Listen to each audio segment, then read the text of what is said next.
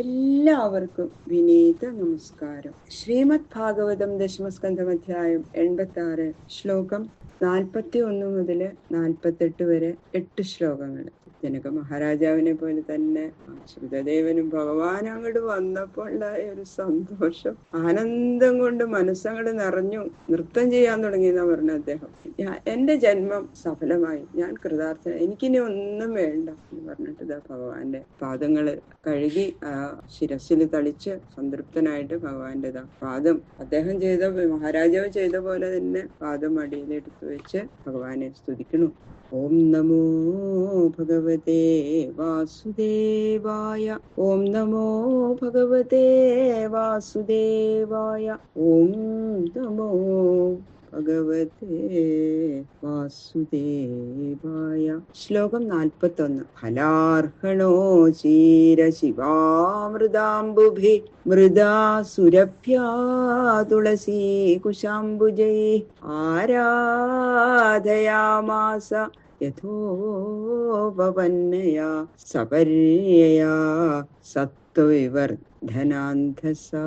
നെല്ലിക്ക, മാതളങ്ങ മുതലായിട്ടുള്ള ഫലങ്ങള്, ചന്ദനം, പുഷ്പം, ധൂപം, ദീപം മുതലായിട്ടുള്ള പൂജാദ്രവ്യങ്ങള്, രാമച്ചത്തിന്റെ വേര് മുതലായ ശീതളദ്രവ്യങ്ങളിട്ട് തണുപ്പിച്ചതും അമൃതം പോലെ സാധുള്ളതുമായ ജലം, നല്ല വാസനയുള്ള കസ്തൂരി മുതലായ പദാർത്ഥം, തുളസി, ദർഭ, താമര മുതലായവയുടെ ദളങ്ങള്, ഇങ്ങനെ പ്രയത്നം കൂടാതെ സിദ്ധിക്കുന്നതും സത്വഗുണത്തെ വർദ്ധിപ്പിക്കുന്നതുമായ ഭക്ഷണ പദാർത്ഥങ്ങള്, ഇതെല്ലാം കൊണ്ട് ശ്രുതദേവൻ ഭഗവാനെയും മഹർഷിമാരെയും പൂജിച്ചു.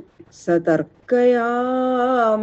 കുതോ മമാന്വഭൂത് ഗൃഹാന്ധകൂപേ പതിതസ്യ സംഗമ യഃ സർവതീർത്ഥാസ്പദ പാദരേണുഭി കൃഷ്ണേന ചാസ്യാത്മനികേതഭൂസുരൈഃ. ആനന്ദരഹിതമായ പുത്രമിത്രാദി സംസാര ബന്ധരൂപമായ ആ പൊട്ടക്കിണറ്റിൽ വീണ് കിടക്കുന്ന എനിക്ക് പരമാനന്ദ സ്വരൂപനായ ശ്രീകൃഷ്ണനോടും ആ ഭഗവാന്റെ രൂപത്തെ ഹൃദയത്തിൽ എപ്പോഴും ധരിച്ചുകൊണ്ടിരിക്കുന്ന പരിശുദ്ധരായ ഈ മുനിമാരോടും ഉള്ള ചേർച്ച എങ്ങനെയുണ്ടായത്? ഇവരുടെ പാദധൂളി എവിടെ ഏൽക്കുന്നുവോ അവിടം സകല തീർത്ഥങ്ങളും ഒന്നായി ചേരുന്നത് പോലെ പരിശുദ്ധമായി ഭവിക്കുമല്ലോ. ഇത്ര പുണ്യം എനിക്ക് അനുഭവിക്കാൻ എങ്ങനെയാ സംഗതി വന്നത്?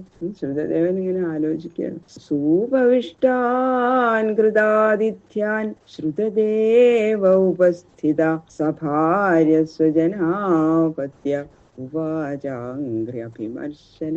എല്ലാവരെയും വേണ്ട പോലെയൊക്കെ സൽക്കരിച്ച് സുഖമായിട്ടിരുത്തി ശ്രുതദേവൻ ഭാര്യയോടും സ്വജനങ്ങളോടും മക്കളോടൊക്കെ കൂടി ഭഗവാന്റെ അടുത്തിരുന്ന് ഭഗവാന്റെ പാദങ്ങളെടുത്ത് മടിയിൽ വെച്ച് തലോടിക്കൊണ്ട് ആ രാജാവ് ചെയ്ത പോലെ തന്നെ ശ്രുതദേവനും പറയണം. ശ്രീ ശ്രുതദേവ ഉവാച നാദ്യനോ ദർശനം പ്രാപ്ത പരം പരമപൂരുഷ യർഹീദം ശക്തിഭിഃ സൃഷ്ട്വാ പ്രവിഷ്ടോ ആത്മസത്തയാ. പരമപുരുഷനായ നിതിരോടി ഇപ്പൊ മാത്രമല്ല ഞങ്ങൾക്ക് ദർശനായിട്ട് ഭവിച്ചത്. സ്വശക്തികളായ ആകാശാദി തന്മാത്രകൾ കൊണ്ട് ഈ ലോകത്തെ സൃഷ്ടിച്ച ശേഷം പരമാർത്ഥ സ്വരൂപമായ ആത്മാവായി ലോകത്തിലെ എപ്പോൾ പ്രവേശിച്ചുവോ അന്ന് മുതൽക്ക് തന്നെ ഭഗവാനെ അവിടുന്ന് ഞങ്ങൾക്ക് ദർശനം നൽകിയിരിക്കുന്നു. ഇപ്പോഴല്ല പറയാൻ. യഥാശയാന പുരുഷോ മനസൈവാത്മമായയാ സൃഷ്ട്വാ ലോകം പരം സ്വാപ്നം അനുവിശ്യാവഭാസതേ.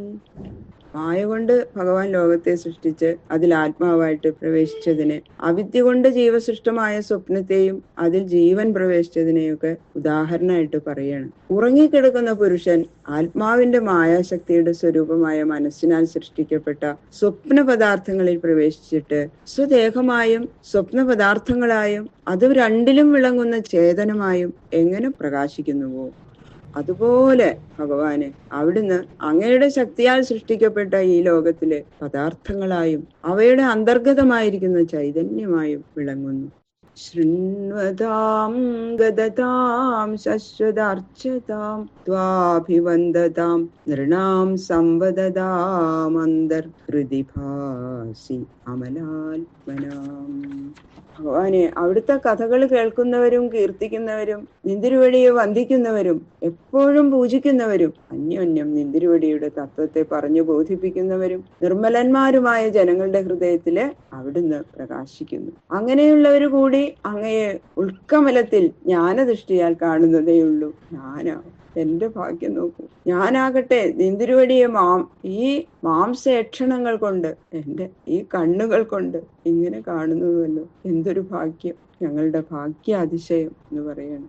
ഹൃദിസ്ഥോപ്യതിദൂരസ്ഥ കർമ്മ വിക്ഷിപ്ത ചേതസാം ആത്മശക്തിഭിരഗ്രാഹ്യോപ്യന്ത്യുപേതാത്മനാം.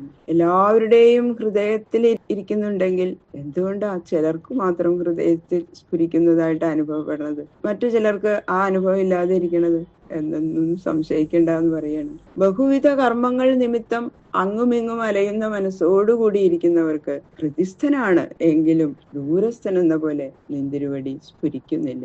ആത്മശക്തികളായ അഹങ്കാരാദികൾക്ക് ആത്മസ്വരൂപത്തെ അറിയാൻ കഴിയുന്നതല്ല. ശ്രവണ കീർത്തനാദികൾ നിമിത്തം അന്ധക്കരണ സംസ്കാരം പ്രാപിച്ചവർക്ക് യാതൊരു മറവും കൂടാതെ ഹൃദയത്തിൽ സ്ഫുരിക്കുകയും ചെയ്യുന്നു.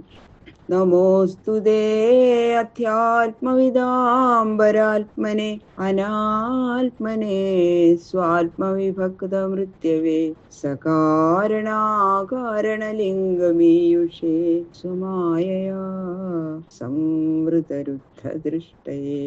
ദേഹം മുതൽ അഹങ്കാരം വരെയുള്ള തത്വങ്ങളെ വേർതിരിച്ചറിഞ്ഞവർ നിന്തിരുവടിയെ പരമാത്മാവായിട്ട് അറിയുന്നു. നിന്തിരുവടി അവർക്ക് മോക്ഷം നൽകുന്നവനാകുന്നു. ദേഹാദികളെ ഞാൻ എന്ന് അഭിമാനിക്കുന്നവർക്ക് ഭഗവാനെ അവിടുന്ന് ജീവസ്വരൂപനായിരിക്കുന്നു.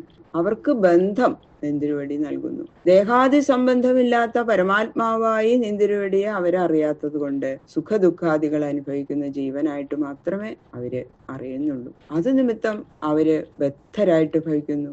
ആത്മാവിൽ നിന്ന് ഭിന്നമായും സുഖദുഃഖങ്ങൾക്ക് കാരണമായിരിക്കുന്ന പ്രപഞ്ചരൂപമായിരിക്കുന്നതും അവിടുന്ന് തന്നെ. അതെങ്ങനെയെന്നാൽ കാരണത്തോടു കൂടിയ മഹദാദി തത്വങ്ങൾ, കാര്യങ്ങൾ, കാരണം പ്രകൃതി, കാര്യങ്ങളെയും കാരണത്തെയും ഉപാധിയായി സ്വീകരിച്ചവൻ ആ രണ്ടിന്റെയും നിയന്താവാകുന്നു. അതുകൊണ്ട് ആ രണ്ടിൽ നിന്നും വേറിട്ടിരിക്കുന്ന നിന്തിരുവടി അവയെ അതത് സ്ഥാനങ്ങളിൽ നിർത്തി വ്യാപരിപ്പിക്കുന്നവനാകയാൽ സംസാര സ്വരൂപമായതും നിന്തിരുവടി തന്നെ. അങ്ങയുടെ മായയ്ക്ക് അങ്ങയെ മറയ്ക്കാൻ ശക്തിയില്ലാത്തത് കൊണ്ട് ഭഗവാനെ അവിടുന്ന് സംസാരത്തിൽ ബന്ധിക്കപ്പെടാത്തവനാണ്.